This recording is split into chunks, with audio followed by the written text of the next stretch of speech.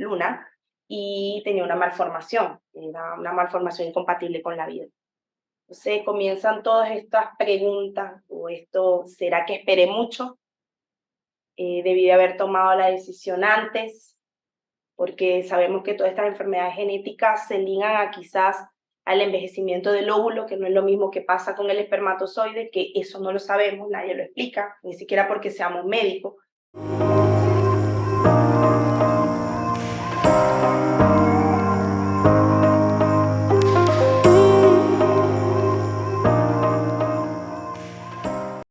Hola, hola, ¿cómo están? Bueno, bienvenidos al podcast de las metas. Hoy va a ser un tema sumamente especial. Este es un podcast que, como hemos ido en el tiempo evolucionando, en afirmaciones, después los 21 principios de riqueza, pero el día de hoy quiero hablar de un tema no menor, porque todas como mujeres hay muchas que deseamos ser mamá, otras que no sabemos que queremos ser mamá y otras que de plano no quieren ser mamá. Y realmente esto es algo válido. Pero ¿qué pasa si todavía no has tomado la decisión? Entonces es importante saber también las opciones que tenemos y no solo eso, también qué pasa si yo quiero ser mamá y siento que se me están agotando los recursos. ¿Qué más puedo hacer yo al respecto? Entonces hoy nuestro podcast de las metas va a ser sobre reproducción asistida y va a entrar también lo que es la parte de congelar óvulos, también embriones, y por eso traje una tremenda invitada. Ella es mi amiga Josmarie Medina. Ella también es médico, es broncopulmonar, pero ella, su historia a mí me impacta. Me impacta porque desde que la conozco, ella sí ha buscado el crear una familia, solo que en un inicio no había podido ocurrir, pero ahora sí.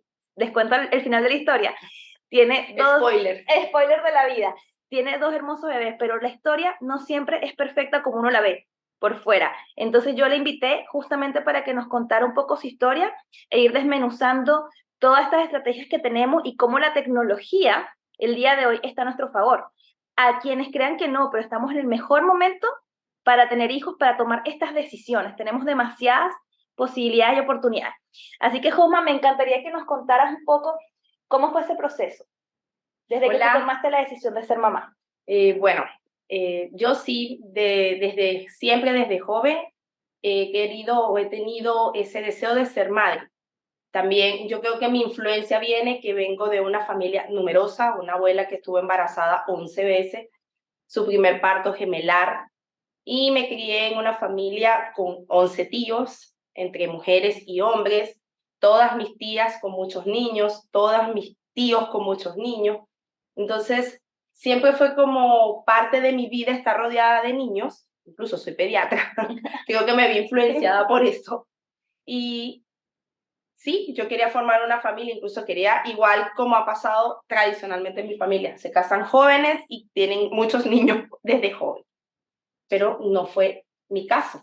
En mi caso, primero yo tomé la decisión de estudiar, que ya es una decisión diferente a la que tomaron muchas personas en mi familia, y ya eso es un tiempo que nos cambia o las metas se van postergando porque me gusta ir por mis sueños y quería ser médico, luego quería ser pediatra, quería ser neumonólogo, y en todo ese tiempo uno a veces comienza a postergar el momento. Sí, sí hubo un momento en que pudo haber pasado porque tuve un matrimonio joven, más o menos, no tan joven, ya tenía 26. Y en ese matrimonio estuve embarazada 2 veces y hubo 2 pérdidas.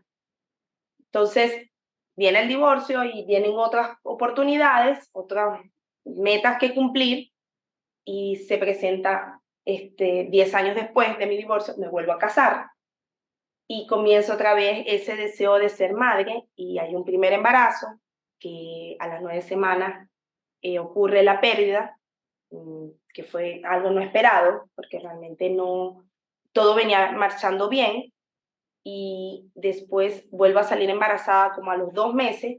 Ese embarazo llegó hasta la semana número 12, ese sí había completado prácticamente, había pasado el primer trimestre, pero se le pudo hacer estudios genéticos y ahí se determinó que en ese caso era una bebé, Luna, y tenía una malformación, era una malformación incompatible con la vida. Entonces comienzan todas estas preguntas, o esto, ¿será que esperé mucho?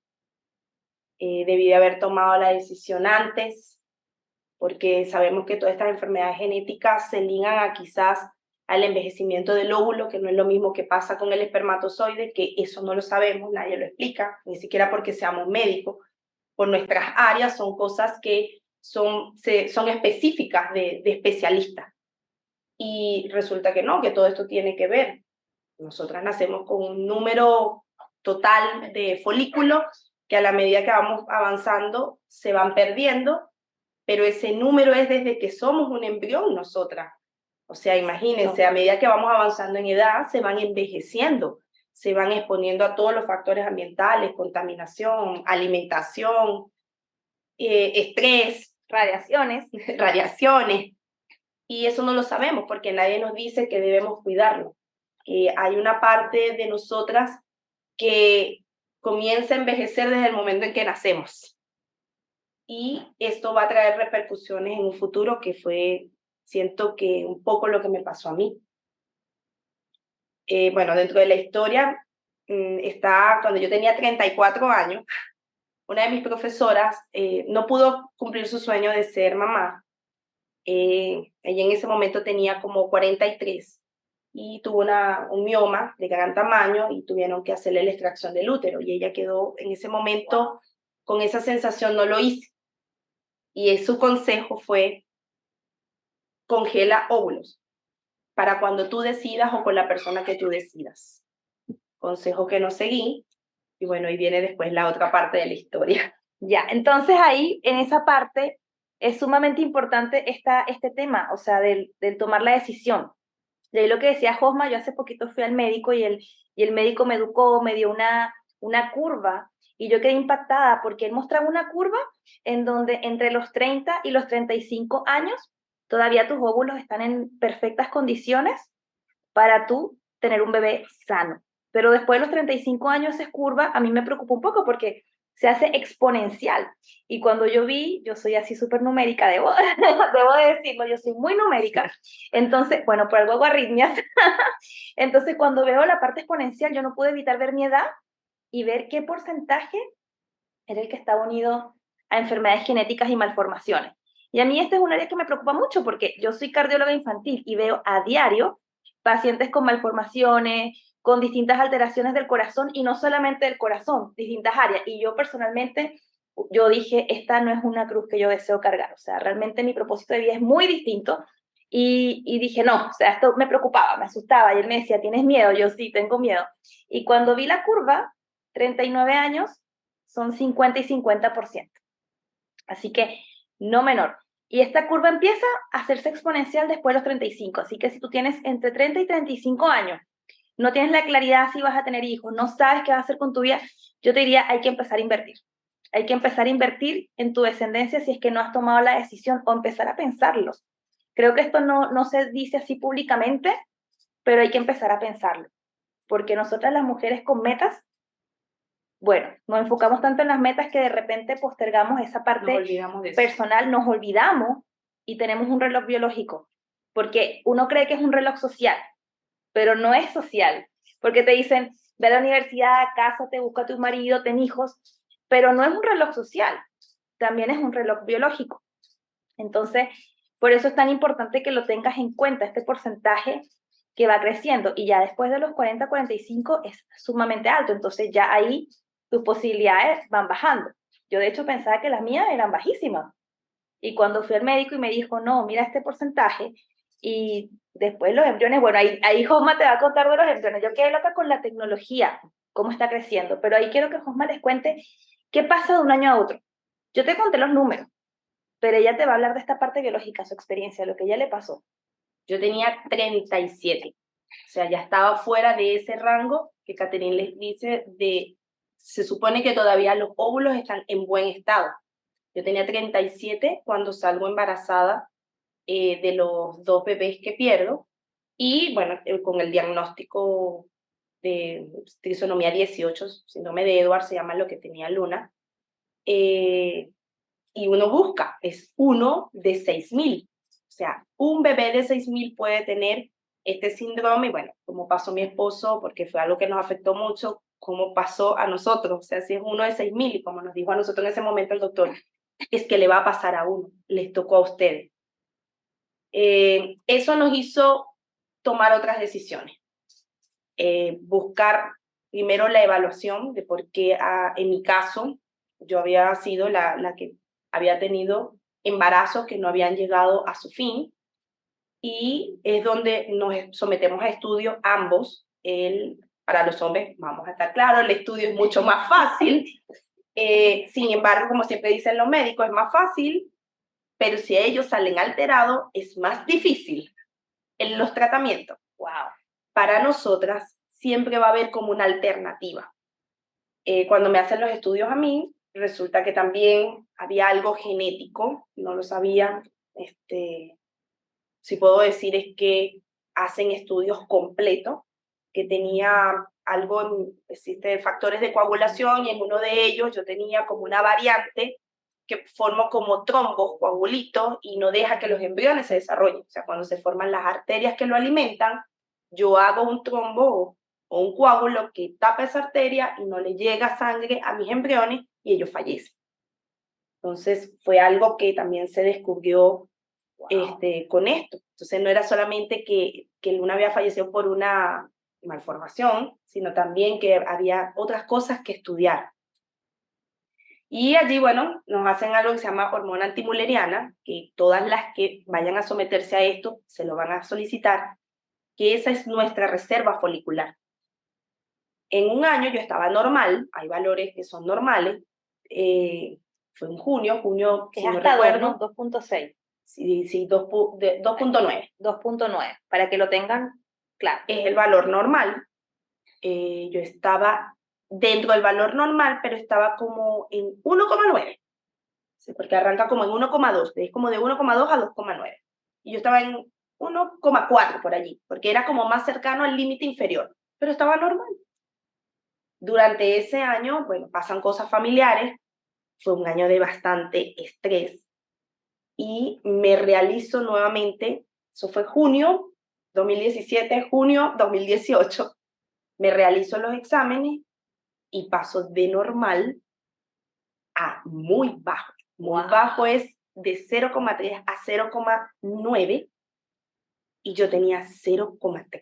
O sea, yo estaba en el límite inferior de lo muy bajo. O sea, probabilidades habían descendido a prácticamente que mi sueño no iba a poder, o en ese momento yo pensé que no iba a ser posible.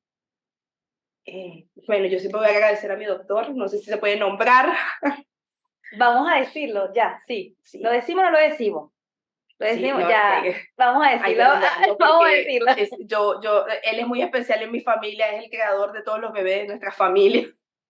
Sí, pues y la Josma me recomendó también el lugar, así que sí o sí, o sea. Sí, se llama el doctor Carlos Troncoso, que es el director del IBI, que es un centro que se encarga de todo esto que tiene que ver con fertilización in vitro, no solamente en Chile. Si ustedes lo buscan, es a nivel internacional, es un referente. Esto de verdad es, nosotros no tenemos conflicto de interés en ninguna de las dos. Nada, ninguna. Pero sí es una persona a la que le agradezco mucho haber podido alcanzar esa meta que tenía allí. Para él fue así como súper sencillo todo. Para mí, para mi esposo, era así como mirar así, cuesta arriba a lo que íbamos ahora, porque como mujer, ¿qué pasa? Uno se siente culpable. Uno se siente culpable de que la otra persona no vaya a poder ser padre. Se siente culpable de que quizás me tardé mucho, lo dejé para después, siempre hay tiempo, y pasa esto y me veo frente a un resultado que no les puedo negar que hasta un golpe al auto le metí. O sea, no puedo. Bueno, claro. Fue demasiado. O sea, el espejo retrovisor, no vi una muralla y le di. Menos mal que fue algo simple por haber revisado el resultado. Por eso es que uno no debe ver los resultados sin antes. Exacto. Tiene que estar sentado y no estar haciendo otra cosa. Pero sí comprendía frente a lo que estaba parada, o sea, estaba parada en una disyuntiva, un acertijo de si se podía o no. Entonces, bueno, ahí viene la otra parte. ¿La quieres escuchar?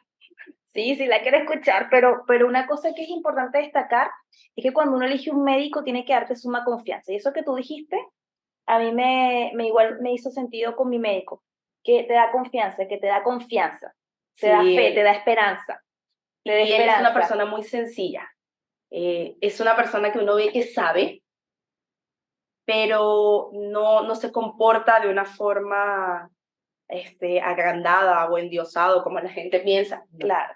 no, nada de eso. Es una persona bien cercana. Creo que está claro del nivel que hay en su emocional que hay en su profesión, porque Ujú. bien, nosotros nos fue bien, pero a muchas personas no va a ser igual el camino. Entonces, bien cercano, bien empático y eso es súper importante, sobre todo con estos temas. Sí, yo también voy a dar el nombre de mi doctor, por si no consiguen ahora con el doctor de Fosma. Se llama Rodrigo Carvajal. Y se los digo porque es ¡Ay, bueno también tener. me vio! También te vio. Sí, porque Él es es un muy amable. equipo. Sí, pues un equipo y trabajan 24/7. Eso es algo que no es menor. Por ejemplo, a mí me toca ir al médico el sábado a las 8, ya a ver alguien de turno viendo. A mí me tocó ir el 19 de septiembre. Y hay alguien ahí siempre para El evaluar. 17 de septiembre, 18 de septiembre, no importa. 24, 25 siempre, porque eso se rige por nuestro ciclo reproductivo y no pueden parar. Porque eso no es, pero no importa, ven más tarde o ven mañana. Eso tiene este, sus días marcados y no pueden cambiar. En cambio, en eso es un ciclo perdido. Exacto. Entonces, ¿cómo empieza el proceso? ¿En qué momento empieza el tratamiento? ¿Cómo fue que tomaste la decisión de empezar todo el proceso? Mi esposo y yo estábamos ya claros de que ese era el camino. Entonces, cuando tuvimos la consulta con él, él llega y saca así como, aquí está el problema, tienes que colocarte tratamiento. En ese caso había que usar aspirina y después había que usar Clexane, que es un anticoagulante. Como él dice, es el tratamiento para todo, pero siempre es importante saber, en mi caso, saber qué era lo que yo tenía. Mm. Eh, y ahí él dijo cuándo quieren comenzar.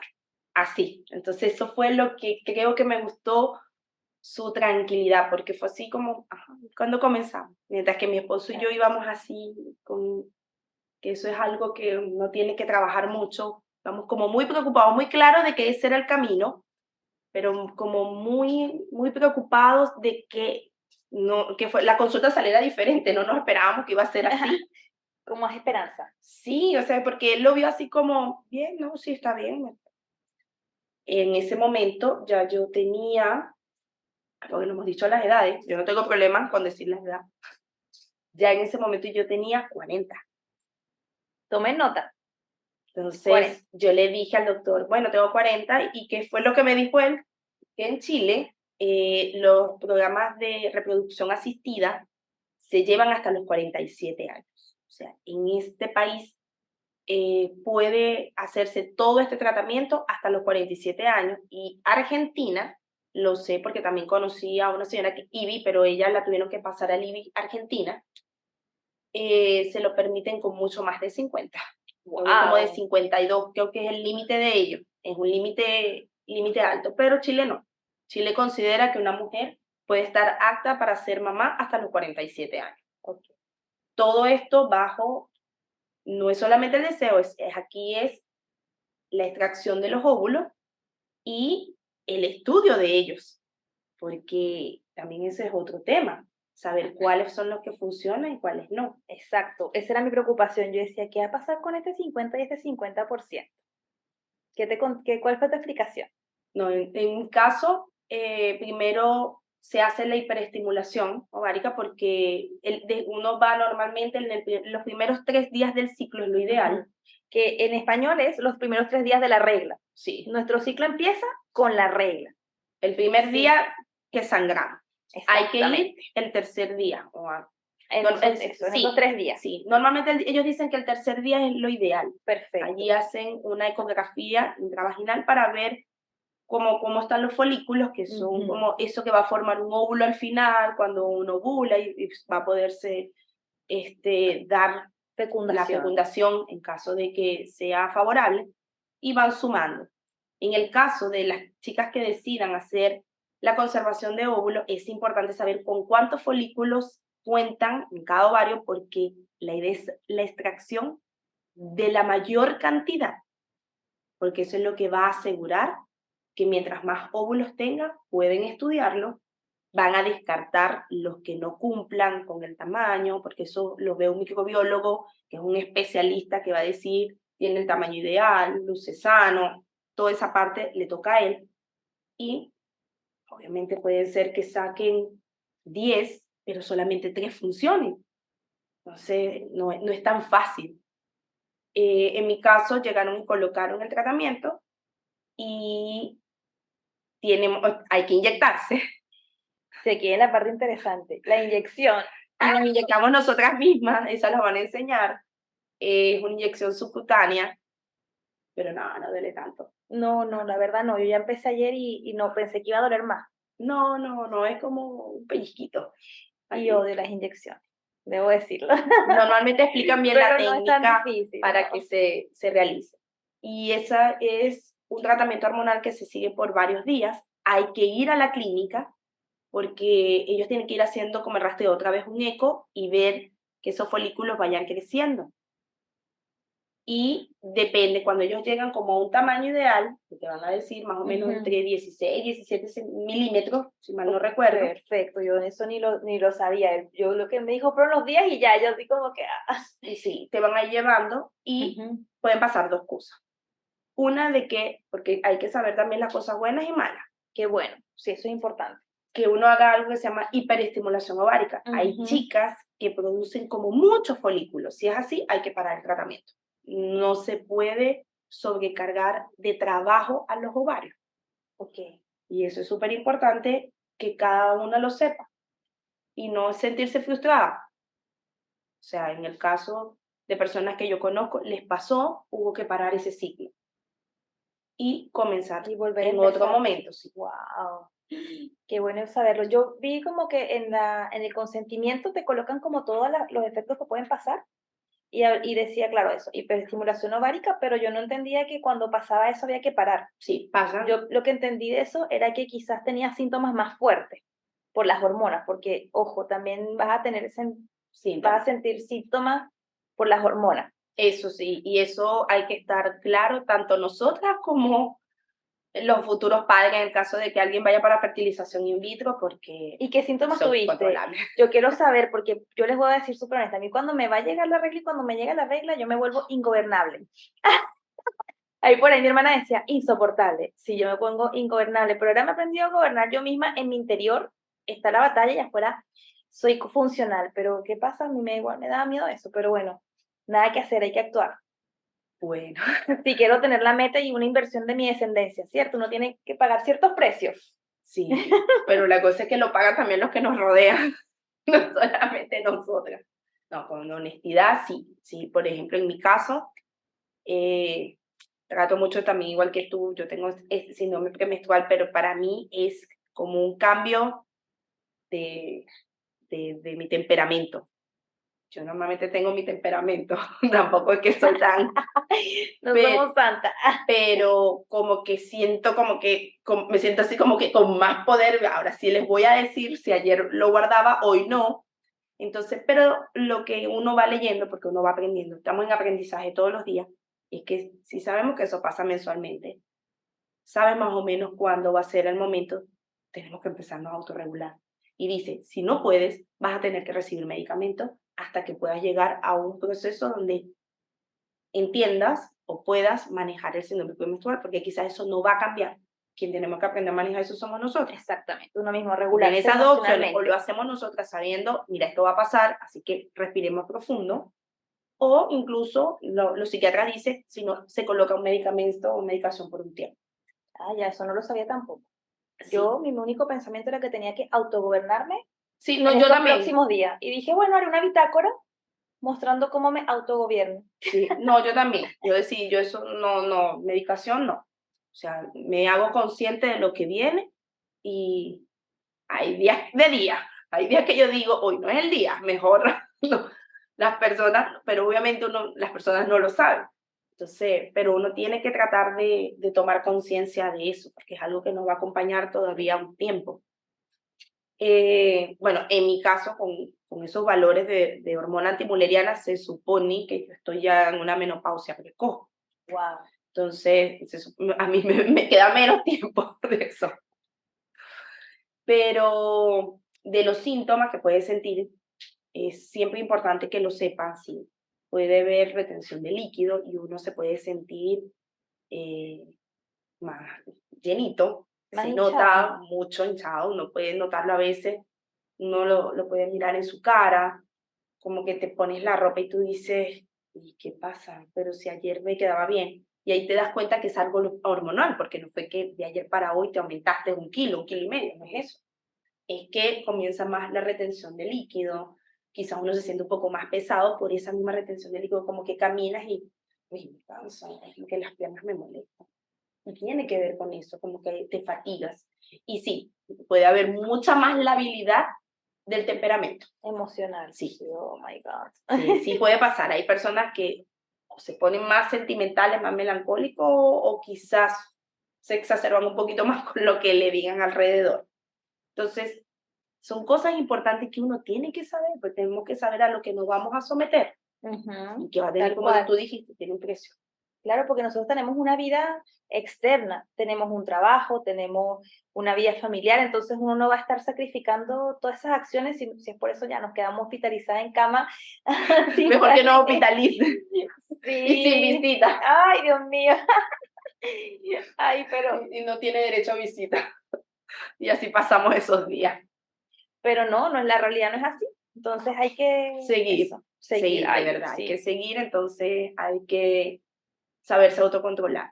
Y bueno, ya llegando, cuando vayas y te digan que los folículos han alcanzado el tamaño esperado, se utiliza otra inyección que se llama Vidrel, eso se lo utilizan es como para ya inducir la maduración final. Y ahí es que va a venir lo que para nosotros es la ovulación, que es donde son los días que estamos sensibles a poder quedar embarazada. Pero esto todo es hormonal. En este momento a ti te van a inducir para decirte, normalmente son en 24 o 48 horas, normalmente son 2 días aquí, Ujú. tú tienes que venir y te dicen la hora. Eso es algo que llevan ellos muy medido Sí, para ir a quirófano, tranquilas que estamos sedadas, no duele nada, se lo juro que nada. ya qué bueno que me lo dice, porque yo todavía no he vivido eso. No, Yo decía, porque yo leí en el consentimiento, decía que es una punción con eco, entonces como que dijo varias complicaciones, yo dije, ya, pues tiene que ser menos del 1%, es guiado por eco, o sea, pero igual yo decía, ¿y si me pinchan va a doler? sí, no, las chicas nos toca pasar más cosas, en resumen, tengo que ser sincera, pero de verdad que no duele porque uno le colocan anestesia y por eso Y es anestesia general, no es general, ¿verdad? Es como una sedación, no es una te sedación, sedan, es te una sedan y ya. sedación. Uno está igual en posición ginecológica, y igual con el espéculo, que es el aparatito que colocan cuando van a hacer la citología, es exactamente lo mismo, limpian toda esa zona porque van a extraer los óvulos y tiene que estar lo más estéril posible Perfecto. para que no haya contaminación. Y sí, por allí se introduce una aguja y llegan hasta el ovario y de ahí cada ovario hacen la extracción. Pero de verdad, chicas, que no duele. Uno se despierta. Dicen que entre las complicaciones a veces puedes ver como un sangradito que es normal, es como si te colocaran una vacuna. Claro. Te colocan la torunda y cuando tú la retiras vas a ver a veces y a veces no. Eso es lo que pudiera pasar dentro de todas las cosas que leíste, pero realmente las probabilidades son muy pocas. Ya, y una pregunta, porque por ejemplo, cuando te hacen el procedimiento, ¿cuánto al día siguiente ya puedes empezar a trabajar, ya puedes empezar a hacer tus actividades diarias? Sí, Porque eso es importante. sí, después de eso sí, pero mientras uno está en el proceso de recibir las hormonas, eso es importante porque para las chicas que practican algún tipo de deporte o algún tipo de actividad física, Ya, súper, yo voy al gimnasio. es diferente. Sí, pero depende cómo gimnasio, porque tenemos Ya. las personas que van al gimnasio diariamente durante mucho rato, o sea, Ujú. son las personas que se dedican como mucho tiempo a esa actividad física Ok. y no, deberían de no pararlo. ¿Cuánto ¿Ok? tiempo antes? ¿Como antes de eso? Durante el tratamiento hormonal. ¿En No serio? es antes, es durante el tratamiento hormonal. Y fue el gimnasio. Ah, Pero yo voy media hora, voy solamente a sí, hacer cargas suaves. exacto, pero es porque tú lo haces con baja frecuencia, pero hay personas que hacen gimnasio de alta frecuencia, o sea, Y de que alta van intensidad. en alta intensidad, Ya, mejor eso es dicho, lo que más. hay que bajar. Entonces, no deberían de hacerlo, Yo eso no le pregunté al doctor. porque van a recibir las hormonas. Ya. La idea es que nuestro cuerpo no reciba tantos impactos de cambios de temperatura, porque estamos colocando hormonas y tenemos que tratar de darle como lo más normal que se pueda. Menor estrés. Exactamente. Ah, ya. Bueno, pero igual quizás esta rutina de gimnasio sencilla, 2 veces por semana, los Exacto. 12.000 pasos, no debería, no es un estrés, No es un no es un estrés, estrés al revés, como que uno pero hay más bien personas libera que, estrés. sí, que van y van durante, es prolongado la estancia. Y esa estancia, o sea, que están allí, están sometiendo su cuerpo a cambios de temperatura, su metabolismo, todo, pues se está en ese momento alterando. Entonces, ese es lo que le recomiendan. Pero que nosotros no entramos ahí. Entonces sería una persona que lleva una rutina establecida, Sí, no habría preocupación, sino que son las cosas y, nuevas que y, de, empiezan. y de baja intensidad. O sea, Claro. este, Si eso es una pregunta no menor. sí, porque, como digo, a veces se escapan ciertas cosas, a veces no leemos todo. Sí, pues, pero yo creo que eso es importante. No, y Ya, en los contratos, o sea, de estos tratamientos hay que leerlo, porque dice allí que el 10% puede ser que todo falle. exacto. Yo esto lo leí también y dije, no, yo voy a ser parte de ese 90% ganador. Uno tiene que ya estar preparado con la mentalidad igual. Sí, Tratar entonces es de... importante saberlo, porque Ujú, te lo dejan bien claro antes de firmar. Después claro. que usted firma, ya, Sí, pues yo creo que hay que ir preparado, pero no predispuesto. Yo creo que eso es clave. sí. Entonces, después que hacen la extracción de los óvulos, el microbiólogo inmediatamente, eso es en vivo y en directo, se los pasan a él y de una vez hace el estudio, los lava, los observa y dice, usted sí, usted no, así. Eso es Brutal. así de rápido. Eso yo lo encontré brutal. Le hacen como una biopsia. Le hacen como una mini biopsia. A mí me mostró un video del doctor y sacaba como una mini biopsia y ya. Sí, un polocito, le dicen ellos. Ajá. Y cuando uno despierta, porque bueno, el personal sentí que eso fue como así, como que cerré los ojos y los abrí. Lo sorprendente es que cuando tú te despiertas te dicen, la extracción fueron de tantos y tantos pasaron la prueba y tú dices, ¿y cuánto tiempo ha pasado? My God. No, de verdad, es muy rápido, muy rápido. Ya ¿Qué cuando ustedes onda? se Qué despiertan, espectacular. ya ustedes saben cuántos óvulos tienen listos. No, qué espectacular. Sí, sí, y cuántos ya fueron a descarte. Y hubo otra cosa que a mí me llamó mucho la atención, porque ya la Josma vivió la parte de extraer y también ya hizo los embriones y ella ya tuvo 2 bebés. Pero, por ejemplo, yo le pregunté, así como que le decía, no, mi preocupación es que cuando yo vaya a ser mamá, si el niño viene o no con una malformación, y él me decía, no, al embrión antes de implantarlo, Se le puede hacer tomamos, también. le tomamos test genético y podemos saber si es que algo anda bien o no. Y si no anda bien, entonces no. Y yo así como, Sí, se les puede eso yo lo hacer encontré genial. el test genético y, sin embargo, también hay una probabilidad pequeña, pero la hay, y es ese 10% de que a pesar de que se haga el test genético, el embrión tenga alguna patología al nacer. Claro. Que muchas cosas a veces pasan en etapas posteriores de las divisiones. Esto es algo Exacto. quizá un poquito más profundo, pero nosotros somos células al principio y cuando antes de instalar el embrión, realmente es en un estadio, mejor dicho, celular, y ahí lo colocan, pero faltan multiplicaciones que se van a llevar con la semana y probablemente lo que ocurre está fuera de este tiempo. Es por eso que siempre hablan de ese 10%. Pero imagínense, de un 50 bajarlo a un 10, yo encuentro que es muchísimo. Es muchísimo. Sí. Entonces, por lo menos en nuestro caso, una vez que hubo la extracción de los óvulos, eh, es diferente porque la fertilización in vitro es extracción de los óvulos, ya ellos cuentan con la muestra de espermatozoides a los que lavan, miran, sacan, dicen usted sí, usted no, y existen las técnicas, por lo menos la de nosotros es intraplasmático, o sea, es que agarran el óvulo, agarran el espermatozoide y los unen. O sea, Wow, no les dan opción. no es la técnica No les antigua, dan opción. que era que colocaban como varios óvulos rodeados de espermatozoide y ellos como que hacían lo mismo que harían a nivel uterino como para llegar al óvulo. No, aquí es usted va con usted, así. Y de allí comienza la replicación y bueno, eso los mantienen en incubadoras especiales para los embriones y recibes llamadas diarias comentándote cómo van sus embriones, cómo van sus bebés. Me parece muy bonito. O sea, Wow, no te puedo creer. Como que esto parece cuando la realidad supera la ficción. sí, hay Como que que yo nunca vivirlo. imaginé algo así. Y que alguien te llame, en mi caso que vivo en Talca, y me diga que mis hijos están en Santiago, que están bien, y están creciendo bien. Entonces, Wow. hay mucha cercanía del equipo. Te llaman, te tratan muy bien y te van diciendo cómo va todo. En el caso de nosotros, todos los embriones fertilizados, fueron 8, 8 los que pudieron seguir su proceso normal.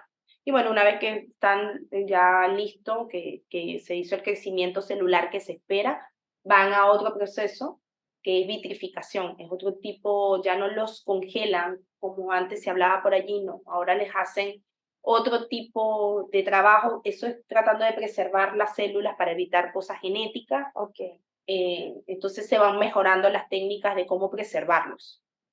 Sí, porque yo leí algo como que decía que el óvulo se preservaba, pero después cuando se descongelaba, como que había también una posibilidad de que este sufriera, algunos morían, otros tenían alteraciones también. Entonces, todo Sí. eso es parte del Exactamente, en el proceso. caso de las personas que van al congelar, porque todavía se le dice congelar, pero no es Exacto. realmente congelar, Sí, ya no es van congelar, es es a, preservar. sí, a vitrificarlos.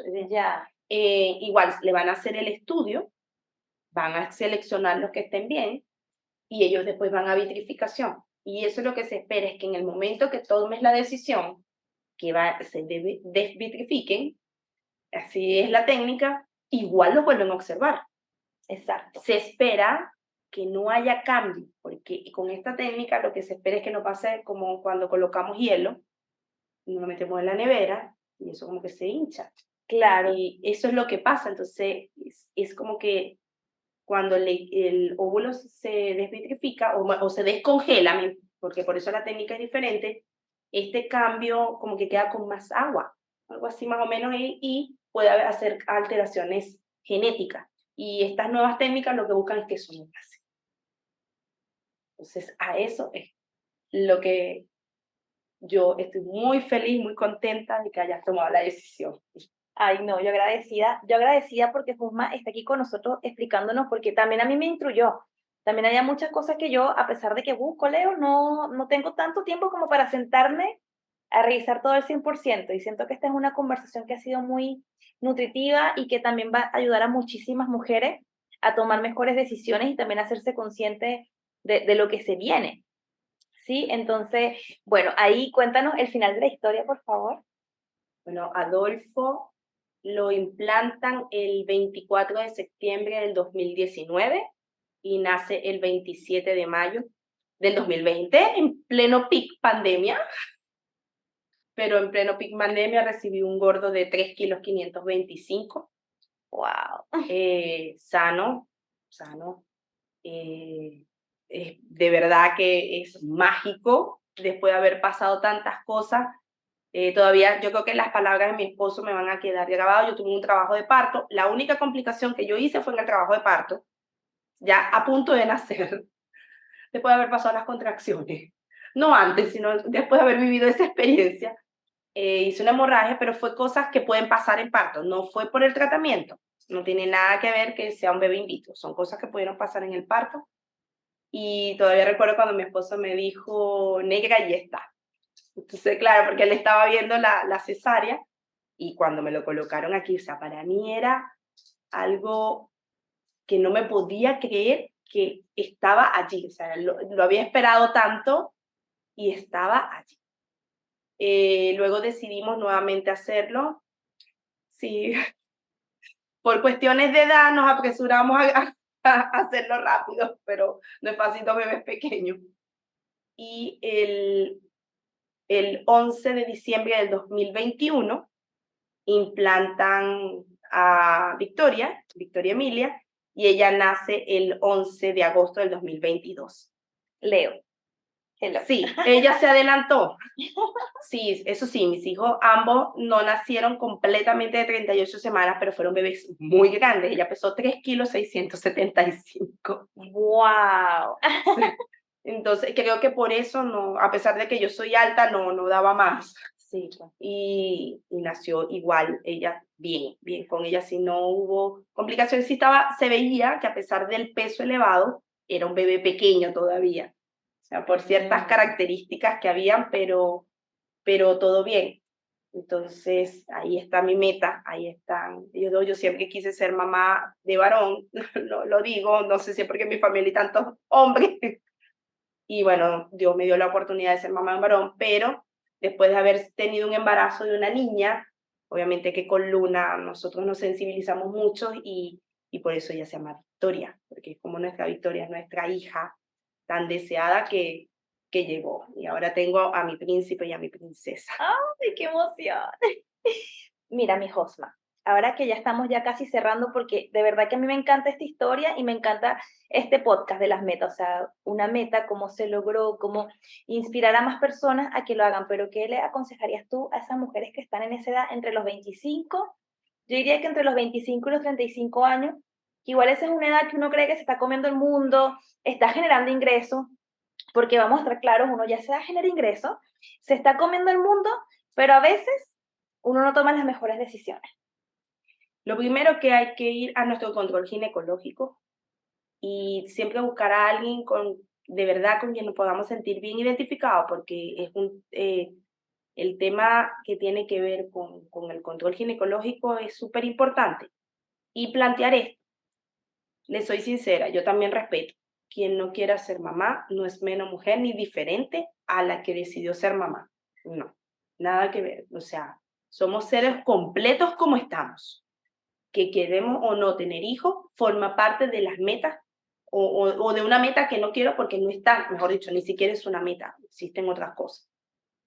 Pero sí es importante, yo pienso que nosotras tenemos que tomar el control de nuestra salud reproductiva. Y eso lo tenemos que saber desde joven, que las cosas pasan, que sí se envejecen, no, quizás no podemos ver jóvenes, pero igual nuestro ciclo reproductivo sí tiene varios cambios y tenemos que saberlo y tomar decisiones. Y decisiones jóvenes. No con esto estoy diciendo de que vaya, no, voy a tener un hijo por tener. No, tampoco ese es mi consejo. No. O sea, disfruten, pásenla bien, alcancen las metas, estudien, viajen, hagan lo que quieran, pero conscientes de que la salud reproductiva es muy importante y que nosotros no sabemos realmente cómo estamos hasta que nos enfrentemos a eso. Yo puedo decir, tuve un hijo de 41 años y tuve a mi hija de 43 y bien, salió todo bien, pero quizás otras personas no tienen este mismo final. Entonces a veces hay que evitarse, hay que aprender quizás de las experiencias de los demás. Yo me alegro mucho de que tú te hayas decidido, tú tomas la decisión que tú quieras y yo siempre te voy a apoyar lo que tú vayas a decir en un futuro, pero tú hoy te hiciste cargo de tu salud reproductiva, de esa decisión, no se la dejaste al azar, la tomaste tú. Lo que ya mañana vaya a pasar, también va a ser tu decisión. Igual espero que ustedes lo hagan. Bueno, yo aquí estoy sumamente agradecida, mi Josma, gracias por haber participado en este podcast de las metas porque logró la media meta, o sea, esto es vivir para contarlo. La realidad supera la ficción, así que muchas gracias a todos por escuchar, a los que se quedaron por acá y no olviden suscribirse y si les gustó comentar y compartir porque esto tiene que ser digno de compartirse con todas las mujeres. para que se hagan cargo de su salud reproductiva. Me encantó esa frase. Gracias.